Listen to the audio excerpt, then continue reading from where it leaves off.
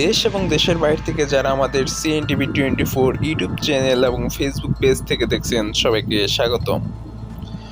বর্তমান পরিস্থিতিতে টাঙ্গাইলে ট্রাফিক পুলিশের অনুপস্থিতিতে ট্রাফিক পুলিশের অবর্তমানে ট্রাফিকের দায়িত্ব পালন করছেন আনসার বাহিনী এবং তাদের সাথে টাঙ্গাইল ফায়ার সার্ভিস এবং বিভিন্ন স্বেচ্ছাসেবী সংগঠন এবং ছাত্রছাত্রীরা।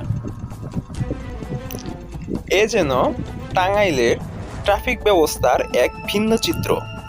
প্রথম দেখাতেই যে কারো মনে হবে ভিডিওটি দেখে বাহিরের উন্নত কোনো বিশ্বের ট্রাফিক ব্যবস্থা, কিন্তু এটি টাঙ্গাইল সদরের ট্রাফিক ব্যবস্থা। কিছুদিন পূর্বেও যখন পুলিশ দায়িত্ব পালন করত তখন বিভিন্ন নো পার্কিংয়ে রিক্সা, মোটরসাইকেল এবং অটো পার্কিং করতে দেখা যেত এবং ট্রাফিক আইন না মেনে অটো, বাস এবং মোটরসাইকেল বিভিন্ন স্থানে জ্যাম লাগিয়ে রাখত। কিন্তু বর্তমানে সেটি একেবারেই ভিন্ন চিত্র। এখানে সবাই আইন মেনে চলছে এবং এরকম ট্রাফিক ব্যবস্থা বিগত বছরগুলোতে দেখেননি স্থানীয়রা।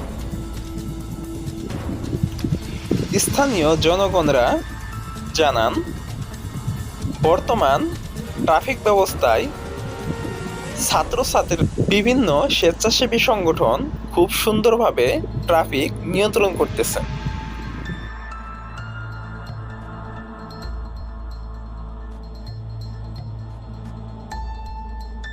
টাঙ্গাইলের বিভিন্ন স্থানে ঘুরে দেখা যায় এক অবাস্তব চিত্র, যেখানে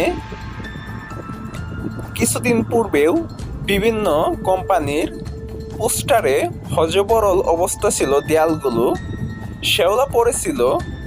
সেই দেয়ালগুলোতে পরিষ্কার করে ক্যালিগ্রাফির মাধ্যমে ফুটিয়ে তুলেছে টাঙ্গাইল জেলা শহরগুলোর বিভিন্ন দেয়ালগুলো। বাস্তব চিত্রে স্মরণীয় দিনগুলো তুলে ধরতে বিভিন্ন স্বেচ্ছাসেবী সংগঠনে